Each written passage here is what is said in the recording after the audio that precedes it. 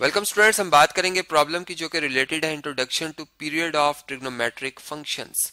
मतलब कि जो हमारे पास ट्रिग्नोमेट्रिक फंक्शंस हैं ये प्रोडिक फंक्शंस भी कहलाते हैं और इनका जो पीरियड है बेसिकली हम कहते हैं वो पॉजिटिव एंगल होता है जब हम उस पर्टिकुलर एक एंगल में ऐड करते हैं।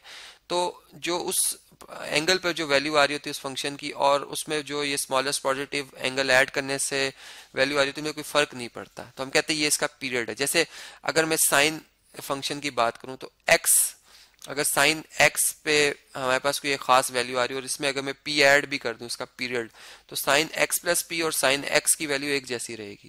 यानी अदर वर्ड्स में कह सकता हूं कि चूंकि पीरियड जो साइन x का वो 2 पाई है, ठीक है, और कोसाइन x का भी 2 पाई है, तो हम यूं कहें कि अगर फर्ज करें, मैं कहता हूं साइन 60 डिग्री की जो वैल्यू है, जैसे कि स्क्वायर रूट अंडर या स्क्वायर रूट 3/2 हम कह सकते हैं, अंडर रूट 3/2, और इसी में अगर हम 360 ऐड कर लें तो ये 420 बनता है, ठीक है।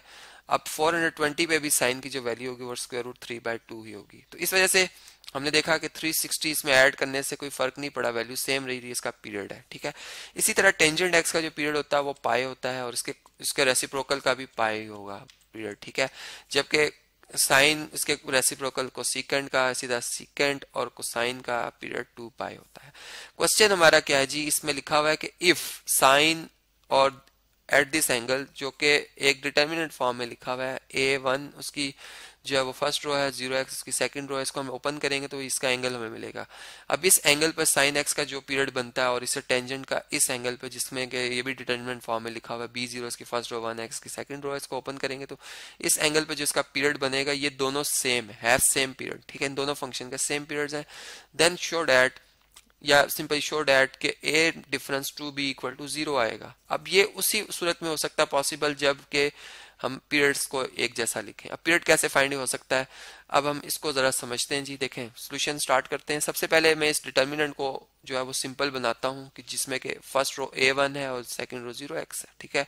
अब देखें, इसमें डिटर्मिनेंट ओपन करने का टेक्निक आप जानते हैं, पहले लीडिंग या प्रिंसिपल डायगोनल को मल्टीप्लाई किया जाता है तो ax आ जाएगा, और फिर डिफरेंस लेंगे सेकंड डायगोनल से, सेकेंडरी डायगोनल से, या जो हमारा जो दूसरा डायगोनल है 0 1 का प्रोडक्ट लिया जाएगा जो कि 0 ही आएगा। तो ax का 0 से डिफरेंस ले ax आ गया। इसका मतलब ये बेसिकली साइन ax लिखा हुआ है, ठीक है। यहाँ पर मैं इसको साथ साथ क्लियर भी कर देता हूँ कि ये a1 और जो 0x लिखा हुआ था ये लिखा हुआ था साइन ax, ठीक है जी। ये बात क्लियर होगी आपको। इसी तरह अब हम अगर सेकंड ट्रिग्नोमेट्रिक फंक्शन को देख लें जो गिवन है, इसमें लिखा हुआ है टेंजेंट और इसका एंगल जो है वो b0 इसकी फर्स्ट रो है, 1x इसकी सेकंड रो है। अब इसको हम ओपन करते हैं, ठीक है जी। इसमें पहले हम मेन डायगोनल को मल्टीप्लाई करेंगे तो b और x मतलब आपस में मल्टीप्लाई होंगे, bx आ जाएगा इनका प्रोडक्ट, और 1 और 0 मल्टीप्लाई होंगे तो 0 आ जाएगा। bx का डिफरेंस 0 से लेंगे, bx ही रहेगा। और हम कह सकते हैं कि टेंजेंट ऑफ b0 1x ये किसके इक्वल है, ये इक्वल टू हो जाएगा टेंजेंट bx के, ठीक हो गया। तो अब हम अपने उन फंक्शंस को जरा सिंपल फॉर्म में ले आए हैं, एंगल्स को, उनको स्टडी करना हमारे लिए आसान हो गया। अब इनके पीरियड्स को कैसे फाइंड कर सकते हैं, मैंने इससे पिछले लेक्चर में भी आपको ये बात समझाई थी कि अगर मैं यूं बात करूं कि साइन x जो है हमारा फंक्शन है, f ऑफ x जो हमारा वो क्या है, साइन x है, ठीक है। तो पीरियड क्या होता है जी इसका, period of sine x, period of sine x ये भी मैंने बताया था कि ये 2 पाई है, ठीक है। लेकिन अगर लिखा हो f टाइम के एक्स, मतलब के साइन के एक्स लिखा हो, अब के एक हमारे पास रियल नंबर है, ठीक है। तो इसमें जो हमारे पास ये कांस्टेंट है, मतलब एनी कांस्टेंट इसको हम कह सकते हैं, ठीक है। तो अगर अब के आ जाए तो इस सूरत में अब पीरियड क्या बनेगा, तो पीरियड ऑफ हम यूं लिखेंगे कि पीरियड ऑफ साइन के एक्स। इसका ये तरीकाकार है कि आप साइन एक्स का पीरियड ले लेंगे, ठीक है, और इसको इस नंबर को जो इसका पीरियड होगा साइन एक्स का, इसको आप डिवाइड कर देंगे इस कांस्टेंट के से, ठीक है।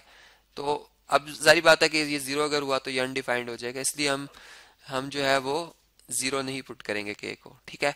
तो देखें, अब अगर पीरियड हमें पता है कि ये क्या आ रहा है साइन एक्स का 2 पाई, तो ये 2 पाई बाय के बन जाएगा पीरियड।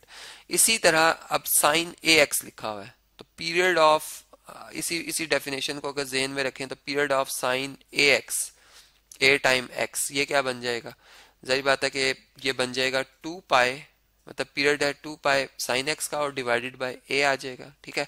इसी तरह period of tangent B X, ठीक है, ये क्या हो जाएगा, इसमें जाहिर बात है कि हम जो है पाई इसका पीरियड है टेंजेंट का और डिवाइडेड बाय बी कर लेंगे, ठीक है। तो ये इसे फर्ज करें इक्वेशन नंबर 1 है, ये इक्वेशन नंबर 2 है। अब गिवन कंडीशन क्या थी, इसको एक दफा दोबारा रीड करते हैं कि जो ये दोनों फंक्शंस हैं ट्रिग्नोमेट्रिक, इनका पीरियड सेम है, have same period, then show that a minus 2b equal to 0, ठीक है। तो इसका मतलब कि यहाँ पर हम दोनों के पीरियड्स को अब इक्वल शो करेंगे, ठीक है। तो बाय गिवन कंडीशन और इसमें हम क्या लिखेंगे कि 2 पाई ओवर a, चलें इसको लिखता हूं मैं, 2 pi divided by a is equal to pi divided by b, okay.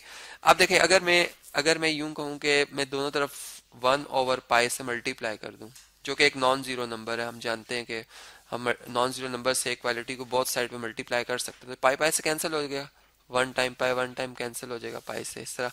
तो यहाँ पर 2 1 टाइम 2 और 1 ए टाइम ए आ जाएगा, और यहाँ पर 1 1 टाइम 1 और बी 1 टाइम बी आ जाएगा, ठीक है। अब मैं इसमें अगर क्रॉस मल्टीप्लाई कर दूं तो ये बी जो है इधर आकर 2 से मल्टीप्लाई हो जाएगा और a जो है इधर आकर 1 से मल्टीप्लाई हो जाएगा, तो ये बन जाएगा 2b is equal to a। और इस पे अगर मैं सिमेट्रिक प्रॉपर्टी लगा दूं तो ये हम लिख सकते हैं a को लेफ्ट साइड पे, मतलब राइट पे लिखा इसको लेफ्ट पे और लेफ्ट वाले को राइट पे लिख सकते हैं, तो a minus 2 a equal to 2b हो जाएगा। और अब हम क्या कर सकते हैं कि 2b को अगर शिफ्ट कर लें अगर हम राइट साइड पे, तो हमारे पास क्या आ जाएगा, a डिफरेंस 2b आ जाएगा, जो कि इक्वालिटी की दूसरी तरफ पे राइट साइड पे अब जीरो एक्सप्रेशन रह गया, ठीक है। तो हम ये कह सकते हैं कि a माइनस 2b जो है वो जो कि हमारा रिक्वायर्ड रिजल्ट था वो आ गया, और वो किस वजह से आया है, वो आपने देखा कि हमने जो पीरियड्स थे इन दोनों फंक्शंस के वो जब इक्वल किए उसी सूरत में आया है। तो इस तरह से अब ऐसा भी हो सकता है कि ये कंडीशन गिवन हो और बताया जाए कि बताएं पीरियड्स इक्वल हैं या नहीं, तो हम इसको इस तरह भी इस इंफॉर्मेशन को यूज कर सकते हैं, मतलब अभी हमें पीरियड गिवन थे कि ये सेम है और ये कंडीशन प्रूव हुई, और अब कंडीशन अगर गिवन हो और उससे हम ये भी प्रूव कर सकते हैं कि पीरियड इन दोनों फंक्शंस के सेम है।